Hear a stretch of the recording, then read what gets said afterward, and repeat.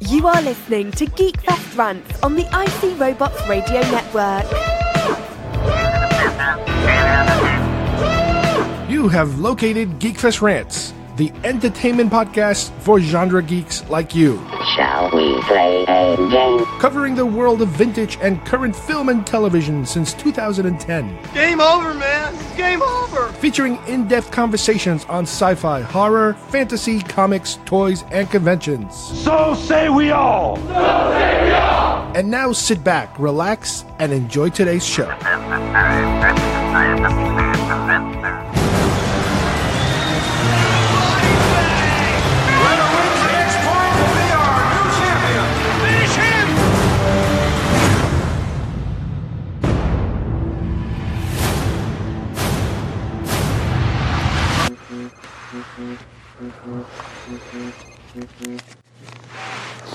Who is it? Bonsai! Daniel LaRusso here for LaRusso Auto. We are chopping prices on all of our inventory. Johnny? I knew it was you. This is Johnny Lawrence. He and I go way back. Oh, this is a guy whose ass you kicked. If you want to get technical, I kicked his face. Here we go, come in. Oh, I didn't know you guys were trying to buy beer. Hey! Watch your car, man. Get the hell out of here, loser.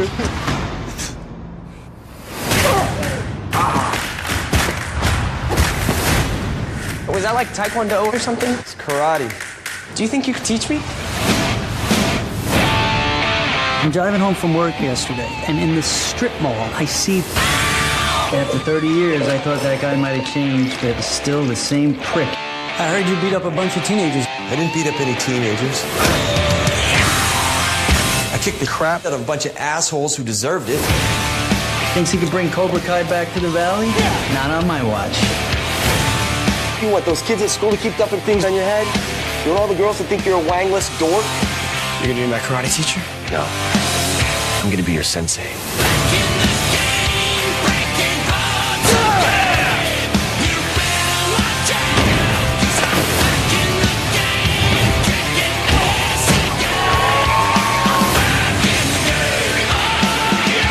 I'm gonna teach you the style of karate that was taught to me. A method of fighting your pansy-ass generation desperately needs. Okay, let's see what you got. She's a girl. And? I'm sorry. Are you okay? What the? Girl's a natural cobra. Johnny, you and I, we aren't done.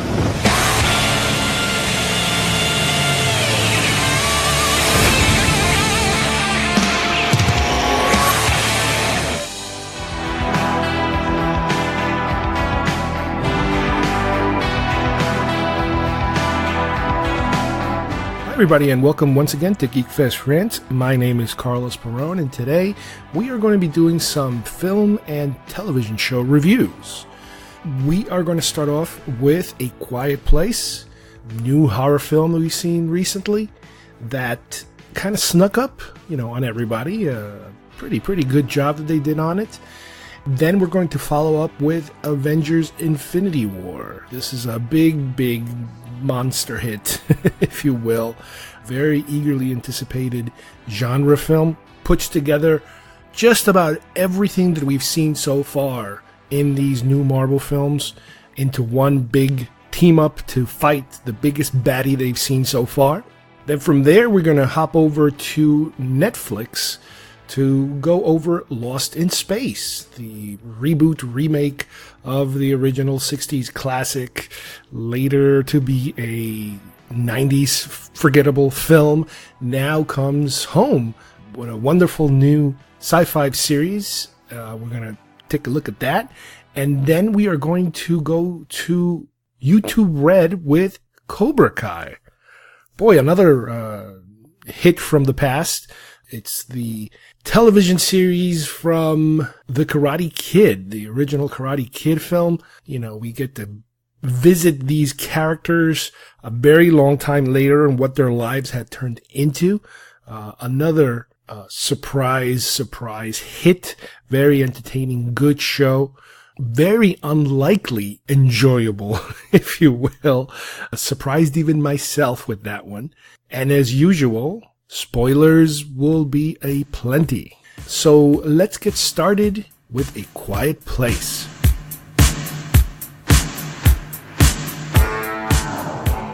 What did I teach you? You are the Duke of New York. You're a number one. You will not laugh. You will not cry. You will learn by the numbers. I will teach you. Can you dig it? Open the pod bay doors, Hal. I'm sorry, Dave. I'm afraid I can't do that. That spawn of Satan. Oh, really? The Force will be with you, always.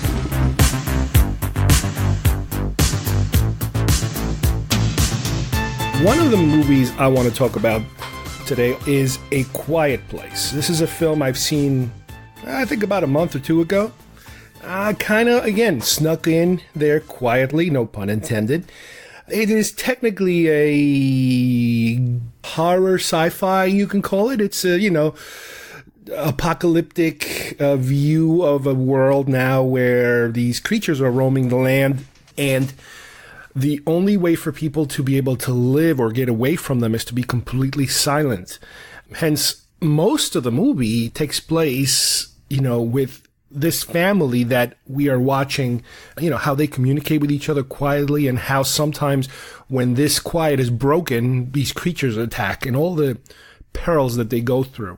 The film is directed by John Krasinski, who is better known for his role of Jim in The Office. He's done a number of films after that, and it could best be described as a quiet, again, here we go again, sleeper. You go through all these different situations where, right off the bat in the beginning of the film, they suffer a devastating loss due to, breaking that rule, accidentally making a noise that triggers a horrific death in the family, and how the family continues to cope through it. Now, through the film and through the other characters in the family, we start to learn, about these situations where, he has one daughter who is deaf, which is kind of like weird, or ironically weird, because yes, she can't hear anything, and you kind of wish, well, if these creatures couldn't hear anything, then things would be a lot different. But because of her condition, she has to wear a hearing aid that malfunctions most of the time, during the film, until a point where, we do get the resolution of the film, slightly bittersweet, but it's because of this hearing aid that she has that they are able to then figure out a way of disrupting the hearing of the creatures enough to be able to figure out a way of fighting back. It's a smart film, and it gives you scenarios where you haven't really seen before of how to be creatively, aggressive towards these creatures within the rules of what you're dealing with. Now, granted, yes, if you really get to it, all the different kind of sounds that could be made are just too many, you would figure, to be able to survive this kind of a creature. Granted, this is taking place out in the woods, so they do have cover in terms of, you have natural sounds that can kind of damper some of the things that they're doing. Most of the film, they're walking around barefoot because they're trying to keep it as quiet as possible, and they're even laying out, I think, sand or something like sand on the ground or in certain areas of the house to make the steps even quieter than normal. Now, the big issue in the film is that his wife is pregnant, and she will be delivering this kid, and that this is just a bomb waiting to go off, a screaming newborn. And, you do get again, very smart resolutions to how to solve some of these problems. And this could best be described as a sleeper. It's a small horror film that works. I would say similar to Get Out. It's a small horror film that works, that is smart, that is, they figured out, how to do it. So I strongly recommend this one. Because of its nature, it is full of jump scares, which are usually triggered by sound, obviously, because this is what this movie is all about. Definitely pick it up on DVD. If you are a suspense horror film fan, this one, you're going to remember this one. And I'm pretty sure they're everybody's chomping at the bits to see if they're going to make some sort of a sequel to it, because, you know, you gotta. Now, the next film I want to also briefly talk about is Avengers Infinity War. Now, I can't really devote the amount of time that a film like this deserves in terms of, because it is bringing together so many elements of all of these Marvel films into one big one. I don't have the time or the knowledge to be able to give it its proper due. However, and I always say this, from a non-comic book fan of these sort of films, in other words, my main interest is in the films. I am aware of the comic book history, obviously, of what this whole thing comes from. And all these great films we've been seeing in the last, 10, 15 years.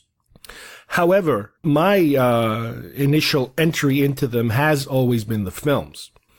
The best way that I can rate this film is probably the best of the Avenger films. I know that there's this huge, I don't want to call it a blowback, because people are happy with the film. They're just not happy, entirely happy with the ending. But again, I don't think you need to be a super comic book nerd to understand that this is a cliffhanger, that this is, as I like to call it, it's the Empire Strikes Back of Avenger films, possibly of all Marvel films. I think they purposely left you hanging. And again, we do spoilers here. We try to review these films or talk about them way after they've been on the circuit out there, so that by the time you listen to this, hopefully you'll have seen it already. But, okay, so you have a new bad guy that's been teased about for quite a number of films now.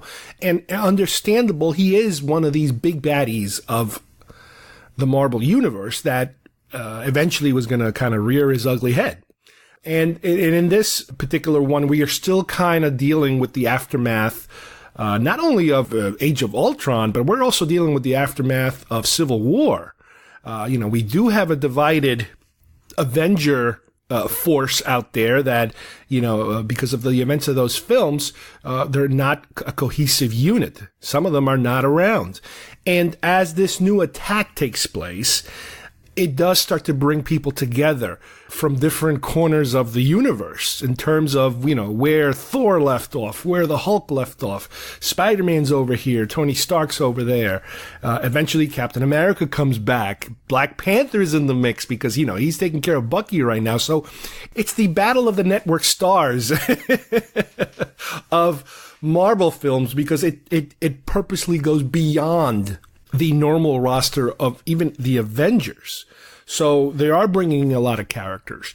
And in a way, this is a kind of dangerous film to make, I think, because one of the things that keeps the Marvel film successful, in my opinion, is that they're able to separate and give you different flavors of the rainbow that is the Avengers. So in other words, for example, you want serious, comic bookish, and even more serious tones, you go to your Winter Soldiers and your Civil Wars and your Avengers, even your Iron Mans, stuff like that. You want to go into the fantastic, otherworldly, magical realms, you go to your Thors, you go to your Doctor Strange. There's a place for that otherworldly things. You want to go towards your more kid-friendly environments, you go to your Guardians of the Galaxy, your Ant-Man. Now, with that said, yes, they do kind of dip into other areas. Don't get me wrong, they do that. But primarily, the overall tone of this kind of is able to stay separate. This way you cater to your different audience, which is something that DC hasn't been able to do. DC has gone dark from the beginning, and it continues to go dark, and they can't seem to get out of that funk. Which I don't mind that much, but that is one of the main differences, I think, with Marvel. So in this film, I think it was potentially dangerous to be able to mix all these characters, because you are mixing tones.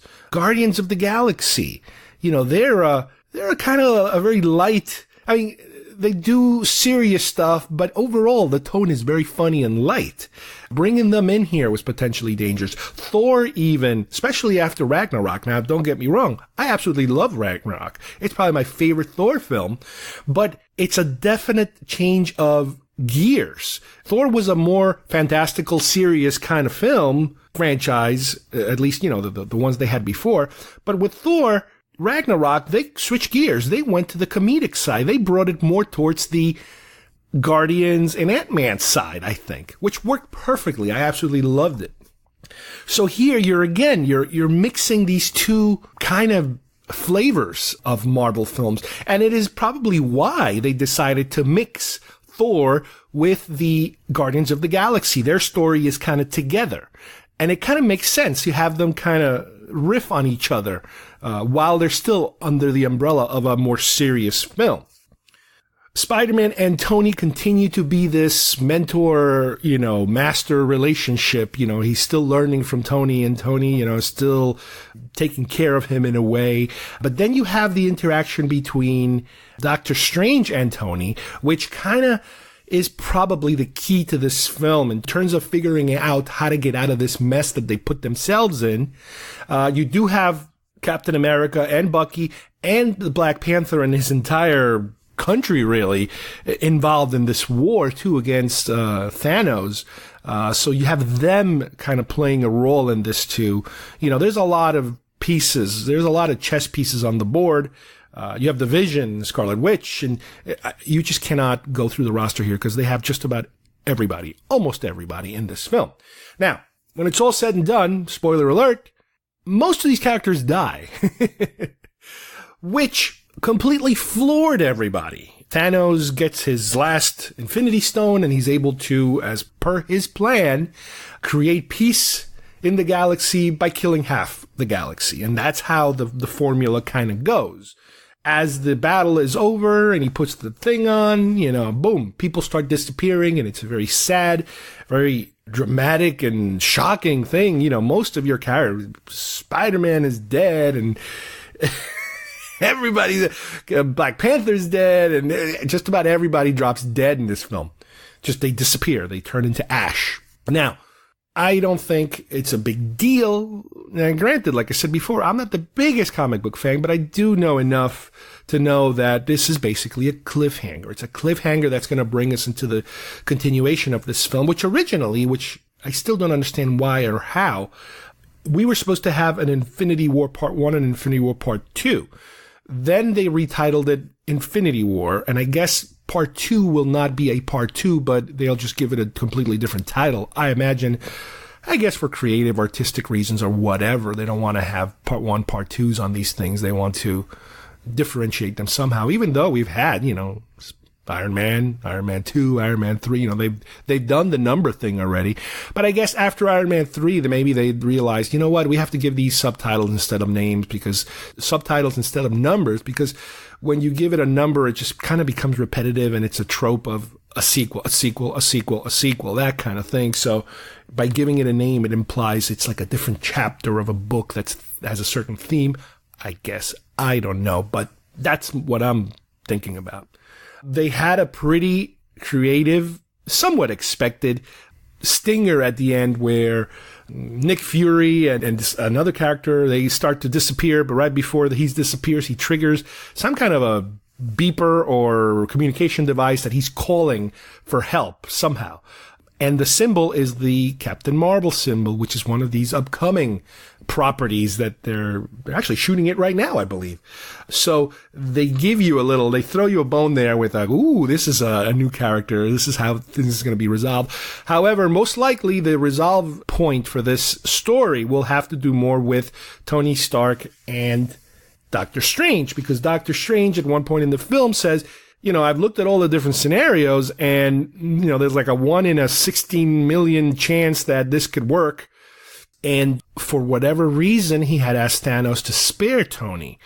So the speculation is that because his only wish in order to give up his particular Infinity Stone was to save Tony, that's, I think, his ace, up his sleeve, is that Tony is the key somehow to making this right. And that's what I'm thinking of. I've seen some stuff on the internet based on the comics about how, yes, this has happened, and this is a story that's been told already. People have seen this story, and yes, you do have a cliffhanger-y beginning to a story where everybody's, almost everybody's dead, and then you kind of have to figure out how to bring everybody back, and that's what they're going to do, and that's what they have done already, more or less, because from what I understand, this thing's been shot already. They might be doing some tweaks here or there, but this movie is ready to go, and it's on the slate for next year. I believe they said they shot it. They shot them back to back. They just done, most of the actors weren't sure what's going to show up first, what's going to show up second, but now I guess everybody has a pretty good idea of what they're dealing with. But yeah, this movie is, it's record breaking how much money it's making, and very positive, very entertaining, very, very funny at points, and that's I think the best thing about this film.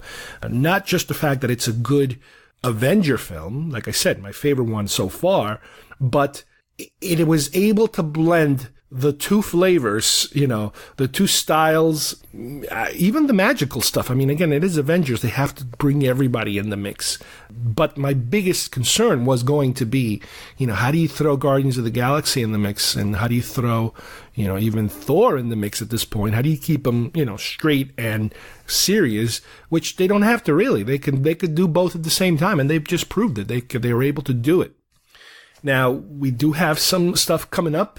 Ant-Man and the Wasp I think might be the next one, because they've been promoting that one already. Trailers are going left and right.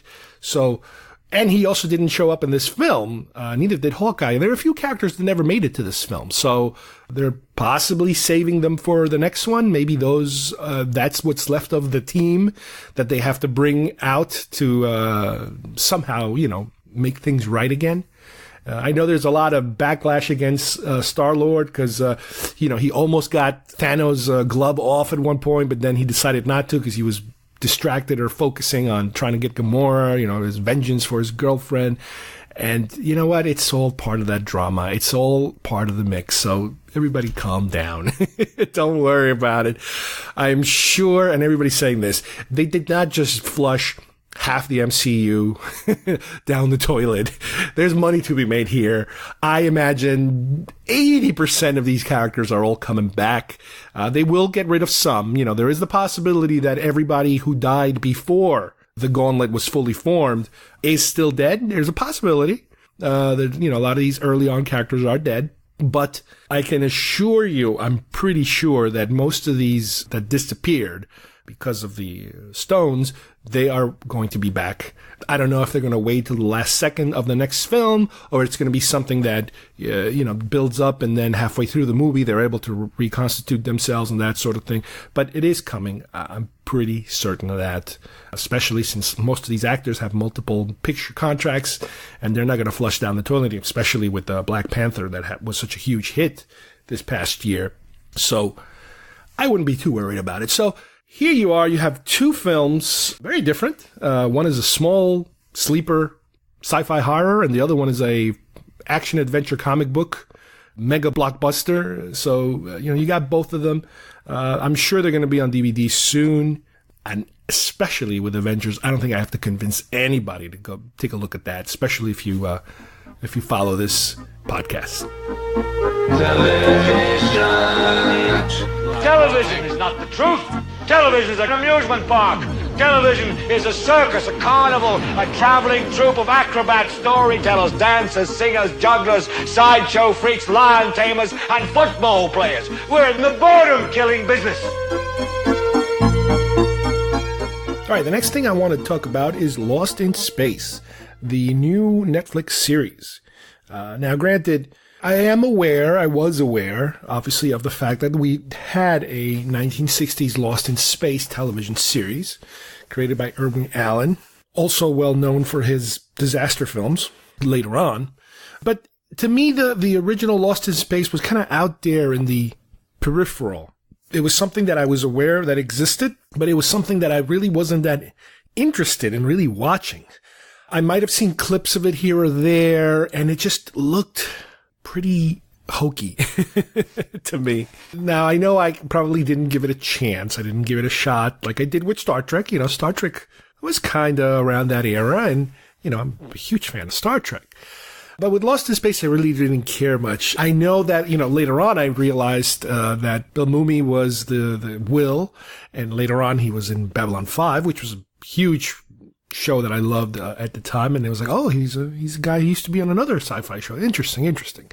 And I knew about Dr. Smith. Primarily, I remember back from the late 80s, early 90s, I think listening to Howard Stern and how they make fun of Dr. Smith and the way that he would deliver lines. They would play clips of him all the time, and it would sound really, really weird and creepy. And then if you watch if I watch some scenes, he does kind of creepy old guy, but I guess that's the portrayal that you get, at that time, of the evil, mustache twirling type of bad guy.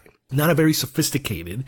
And I knew that Robbie the Robot was kind of the robot, and he was more or less a derivative of maybe Fantastic Planet, that type of design of robot. He put a guy in a very bulky, bulbous kind of robotic suit to, so he doesn't look too cheesy, too 50s robot cheesy.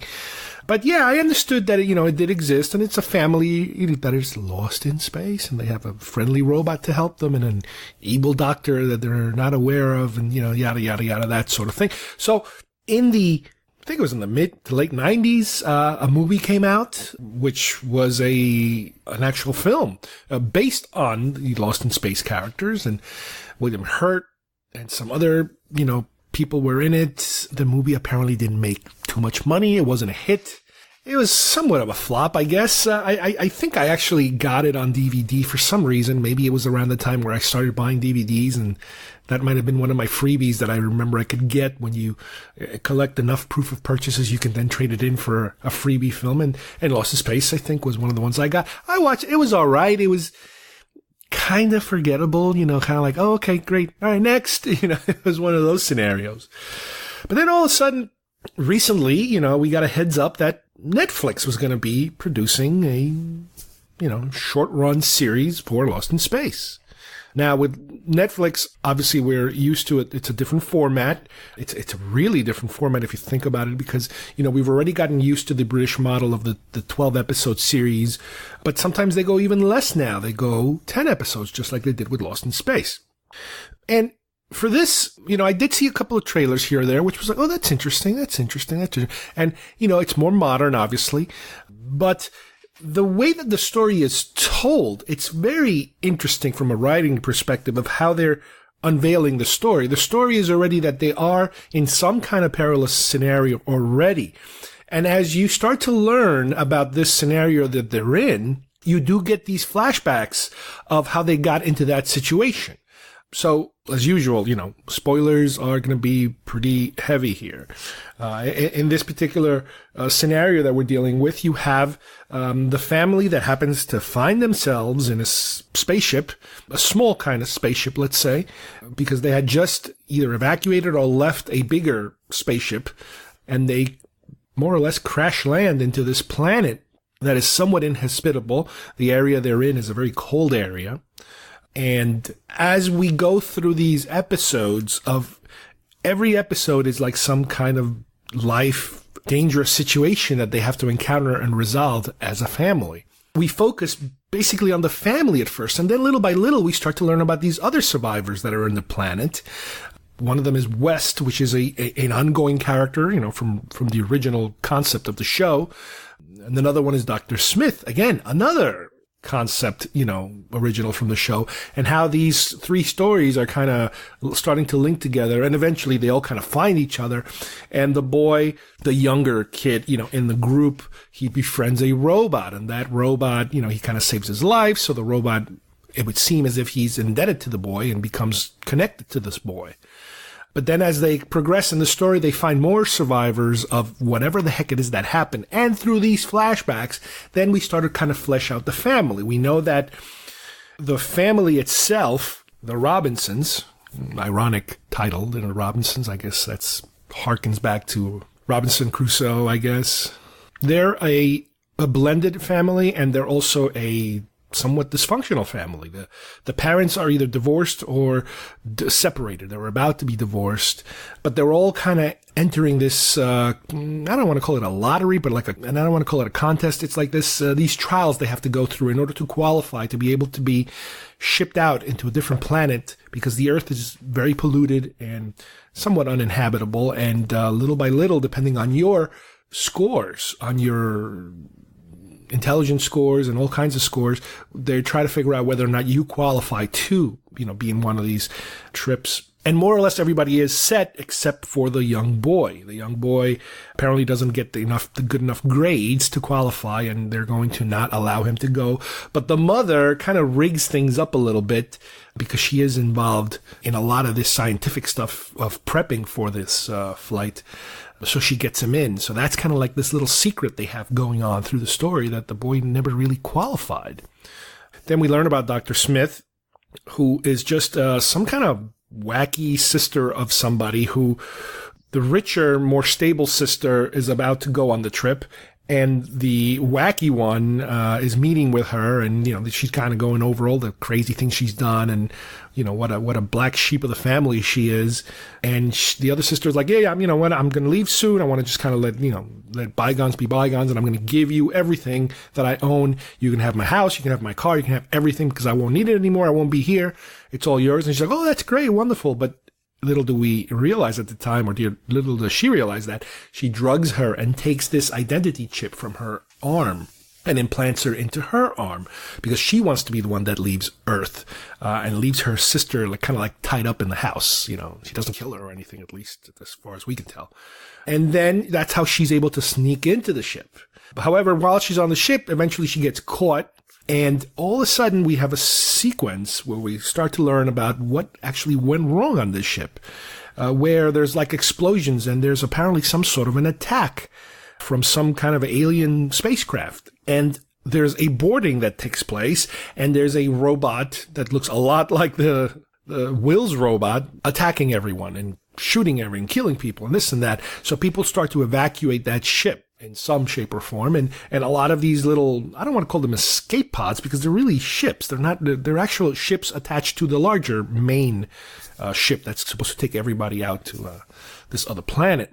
Anyway, all these little ships escape, a lot of explosions happen, and that's how we find ourselves in this planet, marooned out there.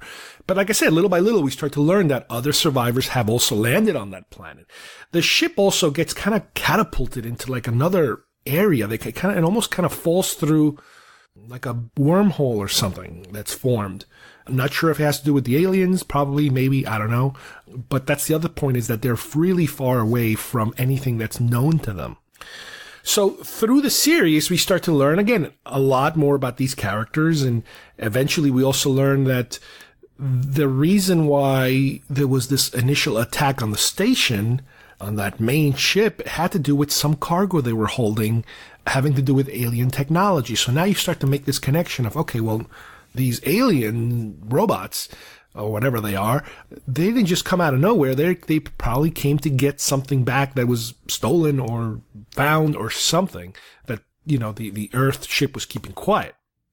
The robot also, when Will rescues the robot, because the robot is kind of broken, and the robot in its natural form has a completely different shape. It walks on 2 feet, but it has 4 arms, and it's very spidery looking kind of thing. But then when Will rescues the robot, saves him, the robot then saves Will, and the robot kind of takes a different shape. He takes more like a human shape. And that's how he goes through most of the series, in that shape. It's not until he goes a little nuts that the robot changes back into this spider-like motif. And we do get a lot of, again, with the family, all the little quirks of the kids. There's one girl, there's 2 girls, teenager and a little later teenager. One girl is African-American, which I guess it's implied that it had something to do with another relationship the mother probably had. Or the father, I'm not entirely sure exactly. They're very vague about that. They don't go into much detail as to what's that about. The young boy, which we talked about earlier, is Will. The mother and the father, they're estranged. The father is like a military guy. The mother is a scientist. And we do learn that, Professor Smith, or Dr. Smith, really, she's not a doctor. She just took the identity card from a person that was hurt on the ship. And she took it and ran with it and left the guy there probably to die. Ironically, that actor was played by Bill Mumy, the original Will. So that's a cute little nod. The Professor Smith is a woman in this series as opposed to a man in the original series. So they're kind of flipping it a little bit. They're giving you a more modern take. The fact that you do have an African-American character as part of the family, again, makes it a little more modern. The series is funny because it kind of seems to jump back and forth. And that's one of the things that made it very attractive to me was that at times it's very serious and it's very deadly serious. And at times it kind of falls back into a more easy family kind of show. And I hope they can continue kind of riding the line here, between those two, because if you go too much in the family side, it can turn into a little bit of a hokey kind of show. Obviously, the more serious they go, the more I'm interested in it because, I like that sort of thing. But I think they're doing a very good job. And yes, every episode is a cliffhangery situation where, oh my God, how do we get out of this one? But it works, it kind of works and it's still interesting. It keeps it interesting. And by the time we get to the end of this first season, we get to a point where they get separated completely from the rest of those survivors. The main ship is found in orbit and they're able to evacuate almost everybody, more or less, except the ones that died on the original crash. But they get separated. And now we have this scenario where now they are more like where we're used to as far as when you think of the original series. Now they are officially lost in space because they have been separated from the main group. And that's where the next season will take us, which they have announced already. There's definitely a season 2. This was a very successful show. It is, again, very family friendly. You can, we watched it with my daughter. I don't know if my son is done watching it, but it is that type of show. I don't want to say it's in the same realm as Stranger Things, but it kind of, even though it's a different subject matter, this is sci-fi, like heavy sci-fi as opposed to horror sci-fi, for Stranger Things. It is that kind of show where there is enough of everything else in this show to satisfy, your younger kids, your teenagers, let's say, and your adult sci-fi fans. So I definitely recommend it. Like I said, the serious aspects of the show reminded me a little bit of Battlestar Galactica, the reboot. Oh my God, there's some really dark things in here, that kind of thing where obviously Galactica stayed dark for the majority of the show, but here they're giving you enough of a peek at this darkness, whether it's the people that get hurt, people that die, the robot, the initial attack, Dr. Smith's evil nature, what really happened with that initial attack? Who is responsible? What is this thing they were hiding that the robot came after? There's all these little elements, all these other people that, they're kind of losing it because of, the stress they're under. The introduction of West, which is the other character that's not a family member, but he's kind of like a regular on the show because he's part of their group.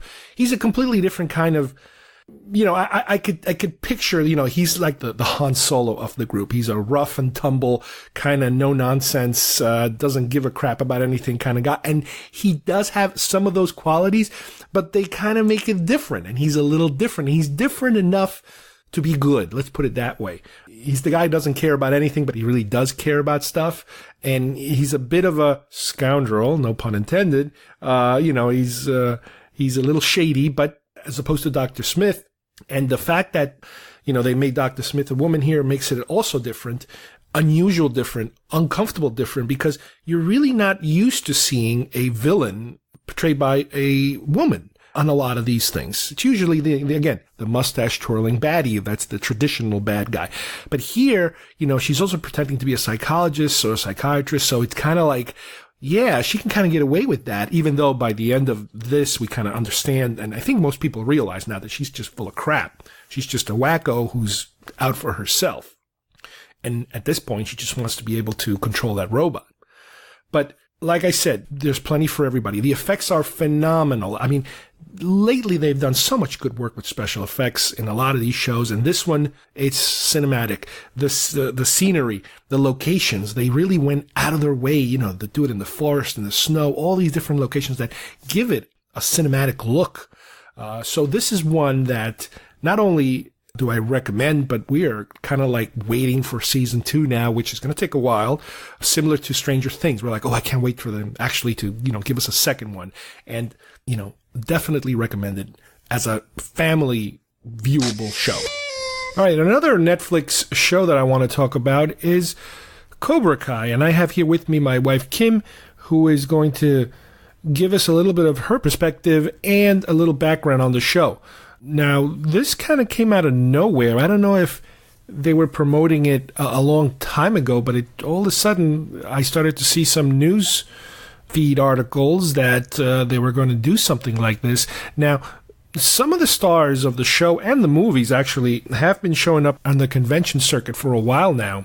And I don't know if anybody really had a heads up about it, people that were going to conventions. I know you saw them, right? Yeah, I was looking forward to it. And I'm trying to remember now. I've been to so many conventions in the past couple of years. I'm trying to remember which one it was at. It couldn't have been New York. It might have been Orlando. Possible, MegaCon. But it might have been something that was pretty currently, in the works, or at least they kind of kept quiet about it and were able to put it out there at a certain time when they had it all, ready to go. A lot of times, we hear so much of all these projects that almost happened and never end up happening, but this is a bizarre one. The show is more or less I don't want to call it a sitcom, and it's not really a drama. It's somewhere between a drama and a comedy, because it does kind of ride the line there, which is very different in tone than, let's say, the movies. Now, let's talk a little bit about the movies, because the movies were pretty much straight dramas as far as I can remember. Yeah, they had a little comedy to them, but not like this. Yeah. Kim, why don't you tell us a little bit about the movies, like how many were there and how were they different and, that kind of thing. There were, technically, I believe there were 4. I only saw 3 of them. The 4th one just didn't interest me. I think it was a girl, and I guess I just wanted to see more of Daniel LaRusso, so I think that's why I didn't bother with it. The first one is a real classic. I loved that movie. It didn't hurt that I loved Ralph Macchio back then, but it was, the movie itself was different. The relationship between Mr. Miyagi and Daniel LaRusso was a really sweet, fun, honest one. And then the Karate Kid 2, they went to Japan, to Okinawa, which I loved because I used to take karate. I used to teach karate. But not when Karate Kid 2. Not then, but when I look back and I had since seen the movies again, it's fun to watch. And again, even with this series, there are a lot of karate arts that came out of Japan and out of Okinawa, including Ishinryu, which is the art that I was involved in. And seeing the traditions and seeing Okinawa was pretty cool to me. But Daniel LaRusso had a new girlfriend in this one. He was involved in a lot of the Japanese traditions, and that was fun. Karate Kid 3 didn't do much for me. I don't even remember a lot of the premise of it, to be perfectly honest. Well, the first one is obviously the big one, because I think it even was nominated for a few Academy Awards here or there. And the director was the same director from Rocky, I believe. So he did have a kind of pedigree of being able to do these sportsy kinds of underdog kind of movies. So there was definitely that kind of a feel to it that appealed to a lot of people. I do remember the first one specifically. I don't remember if I saw it in the theater. I must have definitely seen it on HBO a number of times. But like you said, they made these 4 films. The 4th one was, again, they switched it. I think it was a girl, like you said. And then they remade it. They kind of tried rebooting it with a younger kid. What was it, Will Smith's kid or something like that? I saw that. And it was fine. It was okay. It was an enjoyable movie. I had a hard time getting past the fact that it was called Karate Kid, but they were really doing kung fu, I believe. So yeah, it was in China, and that's Japanese is kung fu, karate is Japanese. So I guess I don't know why they decided to do that rather than just keep it straight karate. But well, for a pretty long time, the idea of the Karate Kid kind of disappeared from everybody's radar, up until this remake they made a few years ago. But like I mentioned earlier, they did go on the convention circuit. Most of the main actors did not find any traction beyond, those 80s films. Ralph Macchio, his claim to fame was Karate Kid and The Outsiders. After that, or before that, there's just not too much there, like it happens to a lot of Hollywood actors. Well, he had the benefit of he had that youth gene, that kid-looking gene for way beyond longer than other people have it. So I think like Michael J. Fox used to have, And I think once that faded, maybe the roles faded too. But for the convention circuit, the one I saw, and now I'm really thinking maybe it was New York Comic Con, but the actors all seem to be having a really good time up there. I remember that. And I can't help but wonder, the chicken or the egg. Was it their going on the convention circuit that inspired doing the show? Or were they already thinking of the show? I don't remember talk of the show. Well, the earliest that I could find here having to do with anything with this show is apparently sometime in August of last year. YouTube announced they were going to produce a series. So it's been at least a year in the works, a little less than that. And it's unusual that they decided to go the serious route in terms of not a remake, not a reboot, not a film, not even a Netflix-y type of film, even though this is YouTube. But instead they decided to go into a limited series. Now, granted, this is a typical streaming service kind of series. Now, YouTube is not exactly streaming, but it's kind of watching something live, more or less, by clicking on it. And they do adhere to the short seasons. Like I mentioned many times before, we're no longer dealing in the 24-episode seasons. This is the similar to the British model of going for about 12. Well, here I think they go for about 10. And what's unusual is the tone of this series. The films are pretty much straight dramas, no matter how you slice it, with a little bit of comedy sprinkled into it. Here, it's kind of 50-50. They kind of go in both directions. And from the first time we saw the trailers that they were starting to premiere, you kind of had a hint already that this was going in a different direction. It almost made it look as if Johnny was the good guy and Daniel was the bad guy. Well, they flipped it a little bit on purpose to give you that thing. And as we started to watch the show, you are starting to get a different perspective of what's happened to these characters many, many years later, 30-some years later or more. And they are purposely starting with Johnny. We kind of see Daniel's character a little later. We get to see his point of view of things a little later. And at first, it's basically Johnny is a mess. He used to be the bully karate star of his dojo, and now he is a washed up electrician, more or less, that loses his job because of his temper and people. And he's got a stepfather that kind of hates him, and he's divorced. He has an estranged son. His wife is a mess. His life is a complete disaster. And as a result of all of these things kind of colliding at the same time, he gets into a car accident that happens to have a passenger that is Daniel's daughter. So his car gets towed to Daniel's lot, and he just flips out because he can't stand them. He still blames them for everything. And that's what kind of gets the ball rolling on this series. I have to say, look, I did not expect much from this series.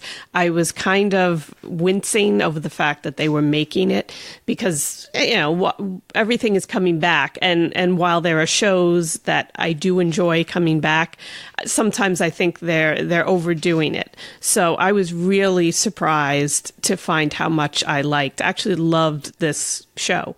They've done something with it in that combination of drama and comedy that is kind of a gift to people our age, the ones that loved the original movies. now we can appreciate it in a different vein as adults. And you look at the reality in it where, okay, Daniel LaRusso was trod upon as a kid.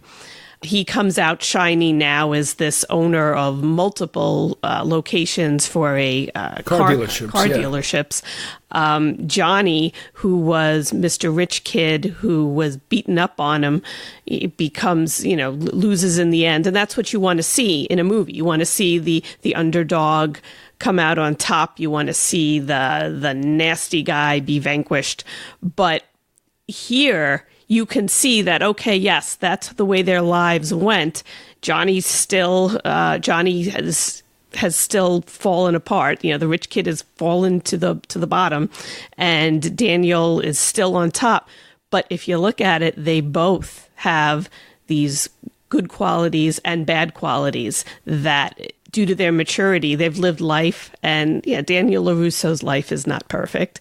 He's certainly not raising his son very well, it looks like. That poor kid. It's just we kept wondering, is he really in this show? Because he's like a kind of I don't want to call it a mess, but he's just like so unlikable. And it's like he's got this perfect life.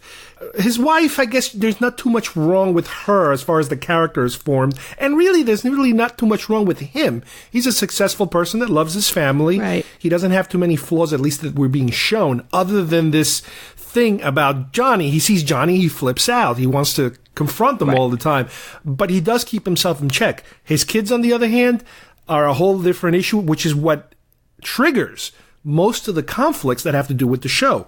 His daughter starts to date the student that Johnny picks up, who's a completely different kid that has nothing to do with the mythology, let's say, of the show. He's a brand new character who lives in the same housing complex. But he's a nod to Daniel LaRusso. Right. He's a nice kid who gets beat up, who needs help, and Johnny takes him kind of under his wing for a combination of not all... What's the word he sees them as dollar signs, as the potential for dollar signs. He just wants to milk him for a little money, and then the fact that other kids come into the dojo then because of him and because of his progress with karate, he does. But at the same time, he does kind of like him, and it starts to leak through. But then we have the opposite situation happening because Johnny's son gets into the picture. We start to learn about him, and he's a complete deviant, criminal type of guy who is also trying to kind of break away. And he kind of hatches his own plan because he hates his father so much that he wants to hurt him by getting close to Daniel and starting to work for him at the dealership and then starting to train with him. So you have these dual trainings taking place, and they're kind of paralleling each other in complete different angles. Well, this is what I love so much about the show, the twist in it, and the fact that I have a karate background, so I know what karate can do for a person, especially for a kid.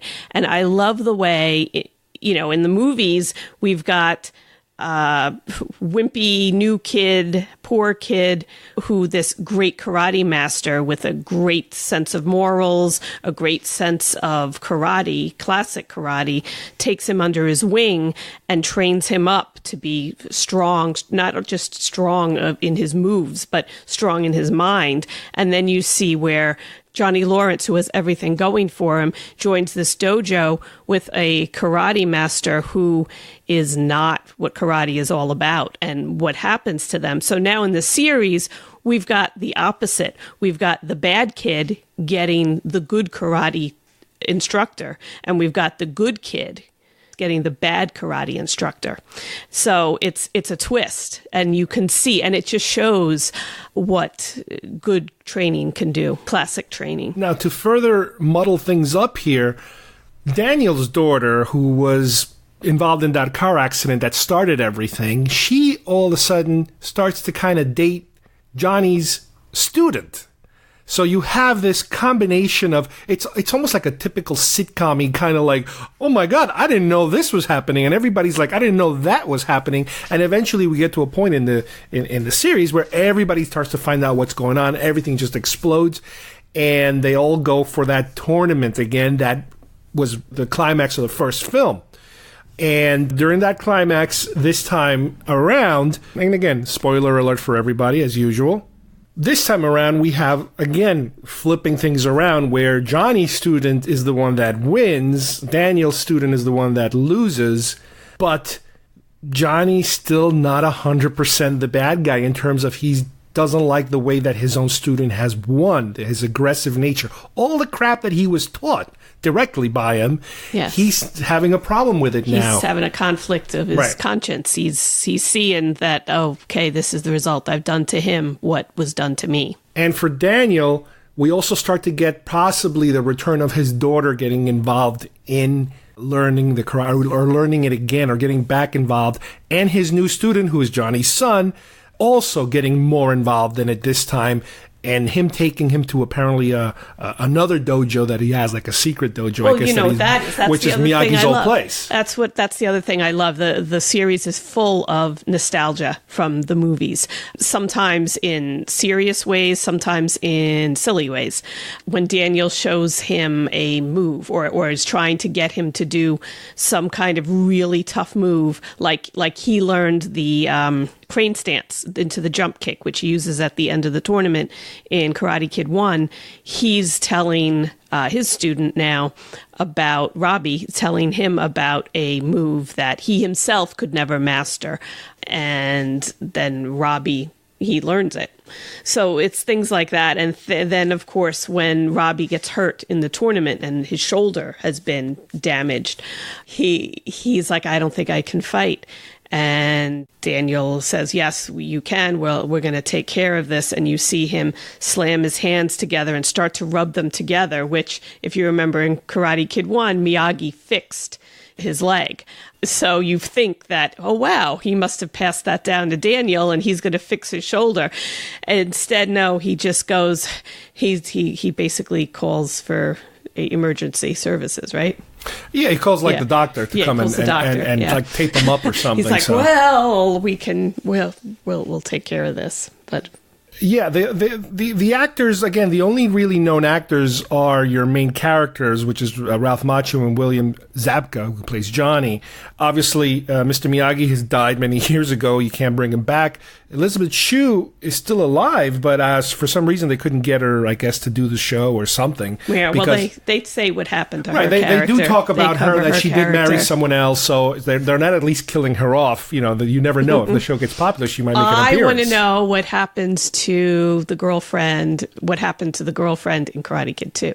What was her name? Kiku? Oh, well, maybe do they even mention it in Karate Kid 3? What happened to her? Who knows? I'm trying to remember. You never know. Now. Again, when these things become popular, all of a sudden people that normally would want nothing to do with it might get interested. Mm-hmm. Now, the hook at the end of the show is that as Johnny goes back to the dojo, I guess to kind of celebrate quietly, you know, which he's not very happy about, all of a sudden Kreese shows up, which is the guy that used to train him.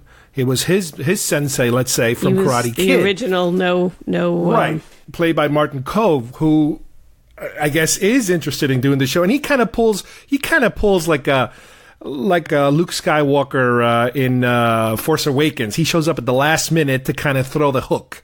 And the hook is that he's back and he's, in my opinion, he is going to get involved in this somehow. Should we talk our theories? My theory is that because he's using the name Cobra Kai, Johnny's using Cobra Kai, doesn't belong to him. So this guy, who is the real owner of Cobra Kai, let's say, is going to pull some kind of legal maneuver where he has to make him a partner, or else he would sue him and shut him down, or something of that nature. I think he's going to weasel his way into the show. So obviously he's there for that. And I think he's going to weasel his way in, but I think that very shortly after he does that, I'm wondering if Johnny will turn tail and somehow he and Daniel will join forces and train together, kids together against Cobra Kai. I don't know. Right. I mean, you have Robbie, which is Johnny's son, and you have Miguel, which is Johnny's trainee, let's say. Right. So you have those two kids. And you've got a lot of formerly sweet kids in Cobra Kai that he basically turned into little beasts. So I wonder what happens to them. Now, again, the weird thing about the show is that if you were to read to me this script or this idea, it shouldn't work. Right. It sounds horrible on paper, I think. And the fact that it works, I cannot still figure it out why it works. It's hokey. it's cheesy, and it works. So it's like, what is it? I can't figure it out. It's nostalgia. It's actually, I'd be curious to see how somebody that's, I don't know, 14, 15 years old suddenly watches this. I don't know if they would care. Yeah, I don't think it probably wouldn't make sense. I think it would be like, what the hell is this? I mean, even if they watched Karate Kid 1 and 2, would it still mean anything to them? Well, I'll tell you something off the bat. According to some of the numbers I've been seeing, the amount of people that have been watching this show for a sort of like a streaming service is much higher than premieres of some of the Netflix shows, including Lost in Space. They got way, way bigger numbers than they ever expected, and it's the biggest show that YouTube, I mean, granted, it's YouTube. YouTube Red is kind of new still. They do have their own programming, but nobody knows anything about it, and it kind of blew those numbers out of the water. Yeah, it's nostalgia. We like to see things, people in their, late 30s to into 50s like to see their favorite stuff come back. And when they do that by throwing some of the nostalgia in and by giving you twists, it works, I think. I think it works. Yeah. So they definitely already, we know that there's a second season coming. They've approved it right. I mean, they probably approved it the second these things started airing. Right now, I believe YouTube has the first 2 episodes up for grabs for anybody who wants to see. And then you got to subscribe to Red, which leaves you other options if you know how to find them. Or with Red, you can subscribe for, I think, 30 days, and then you can stop. That's you can test out the channel. So if you want, you could do that. You can it's only 10 episodes, so you really think you're only dealing with 8 episodes that you have to watch on your own. And obviously something like this, just like in Netflix and some of these other shows, I'm sure by the time the second season is ready to go, they'll put them on DVD and they'll put them in, for rentals somewhere for people to watch. Because all of a sudden they have a hit on their hands, an unexpected hit. So who's your favorite character in this? I think I like Johnny because he's just so different than what you expect. Daniel is basically the person you know the most because you already knew his story ahead of time. But with Johnny, you are finding out about ex-wives, stepfather that's a pretty mean guy, how he got involved with Cobra Kai in the first place, all that stuff, all that stuff that was happening at home that really drove him in that direction. And the fact that he's teetering, trying to every time, and again, it's a trope. It's predictable, but every time that he and Daniel would kind of start to agree on something would just explode and make them all go back in their own corners. Because obviously you can't have them agreeing too much. You need that conflict, at least in this first season. And like you said, it is possible that with the second season, that's going to provide them with a reason or an opportunity to be able to kind of focus on another bad guy, if you will, which most likely is going to be this other the old sensei from his actual dojo. One other thing that I find is really relatable is the way Daniel had to his own little dojo in his house. He had to clear it out again. Because as much as he was into that and as much as karate is still a part of his life because he was on the board for the All Valley competition, right? Life gets in the way, like his business, his kids, his family. You could see everything kind of, I guess, life got in the way. And so now he's going back to his karate roots. He's pulling it out. He's remembering what Miyagi taught him. And I think that's pretty cool because how many of us, in our 40s are, look back on, wish I could get back into this or get back into that. Well, the other thing I want to mention is also that there is another character that showed up, which is his mom, who was played, yes, I guess, I love by her. the original actress. Do. They brought her back, so that was kind of cute to bring her back in the mix. I still don't understand it. I don't know if it's done on purpose or it's just a badly written character, but his son, I think his son is so ignored. Not ignored, but I can't understand his son being such a jerk. He doesn't in that family that is such a perfect kind of family. Well, that's what I'm saying. That's why this has such a realistic kind of tone to it. Because if you look at it, I mean, the daughter, supposedly he was teaching her karate until she was 9 or 10 or something. Yeah, and she got involved with the Heathers of the group of the high school. But she was good, and I cannot wait to see her in action next season. I come from a karate school where most of the senseis were female and a lot of the students. So to me, it's exciting. And it was also weird to see one female in Cobra Kai. Because they're taking like all the outcasts. He's taking, and granted that at first he's got way more, but he gets rid of so many. And the thing about his character is that he's a jerk, but he's an unapologetic jerk. He's basically everything. Oh, he's racist. Every stereotypical thing awful. You can think of, he is that character. He's like Clint Eastwood at El Torino, like you said, sexist, racist, you name it, he's there.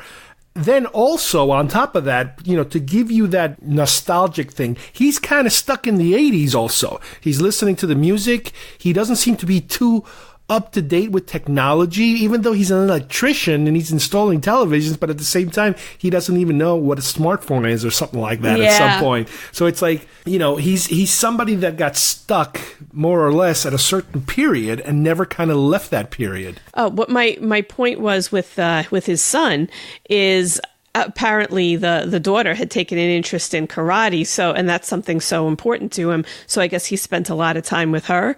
And the younger son just seems to sit on the couch and play video games. Yeah, but I never got the impression that he's reacting to, like, the son is angry at him for him paying too much attention to the daughter. I think the son's just a little jerk. He's like a little jerk. Maybe he'll join the karate dojo, Miyagi-Do. Who knows? In the next season, get a little firmed up and, work out a bit.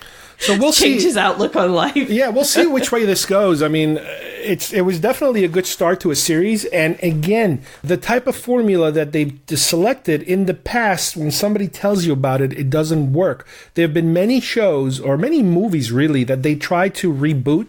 And they kind of take them off a little bit to the side. Like, for example, Starsky and Hutch used to be a cop show. They then did a reboot movie that was a comedy. And you figure that would have been enough to give people a fresher look at it, but it completely flopped to go from drama to comedy. Here, you have a similar situation, but again, like I said before, somehow it works, and it still baffles me why it works. Yeah, I think the key is the mix between nostalgia and making the characters mature a bit, so they kind of have grown with you. And you get a glimpse into them now. You know how they were, and you get a glimpse at what they've done with their lives. And maybe the 30-second incremental storytelling helps too, instead of giving you a 2-hour movie where you can't cram in all that information. And for 2 hours, this would look kind of cheesy. The production value would be very television-ish looking. Even if they did Netflix has its own films.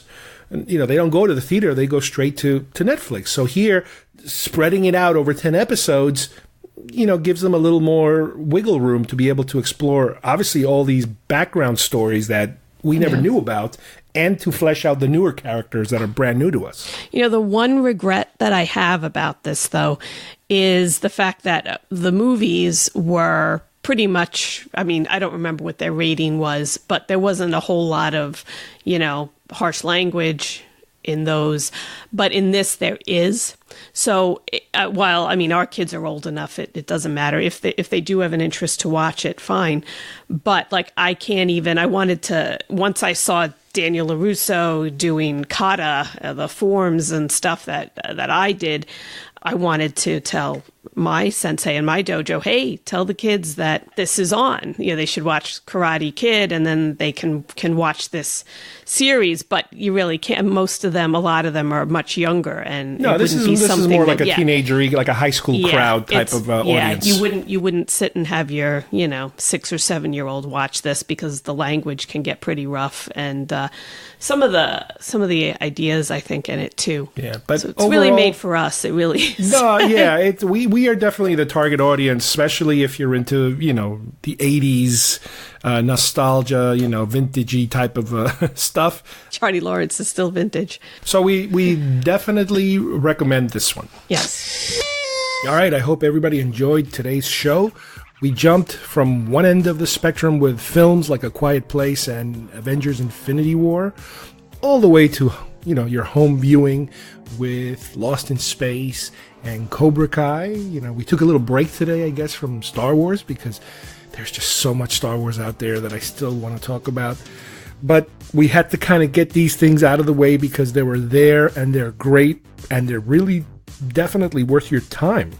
But don't worry, gigantic Star Wars content coming very, very soon. Solo is right around the corner. A special thanks for Kim, my wife, for joining me today with our Cobra Kai review. So until next time, thanks for joining us, and we will see you soon here at GeekFest Rants. Bye-bye, everybody.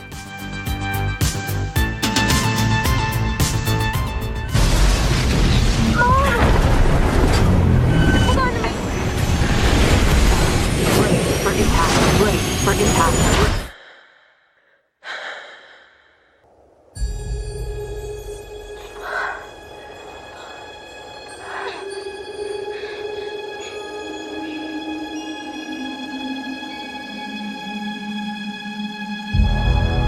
We're lost.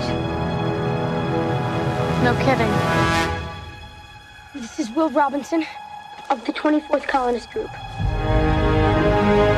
I'm the first human to discover evidence of an alien intelligence.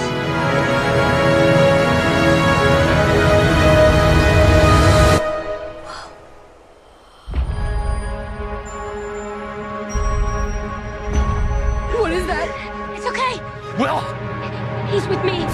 Danger, Will Robinson.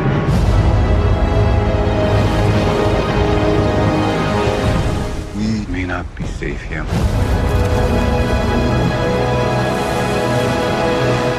How long do we have? Weeks.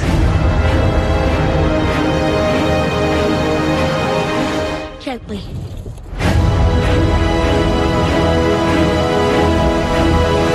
What the hell are you?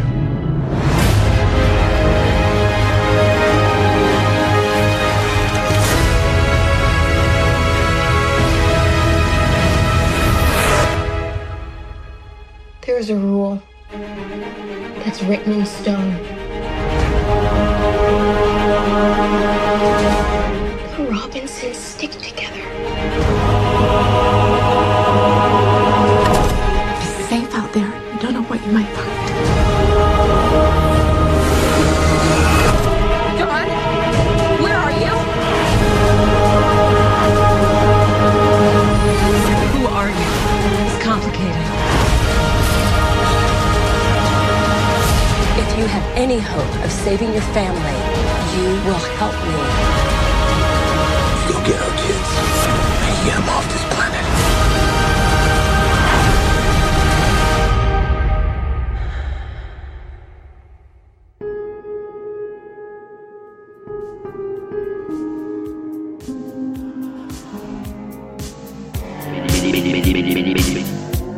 If you would like to subscribe to our show, send us messages, or see video links to some of the topics we talked about today, please visit our homepage at geekfestrants.com or our YouTube channel, Facebook page, or iTunes at GeekFest Rants.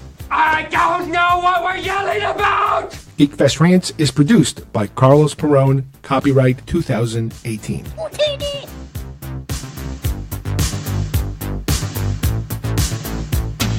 This broadcast is part of the IC Robots Radio Network. Visit icrobots.com for this and many other nerd/nostalgia related podcasts. You won't be sorry for long.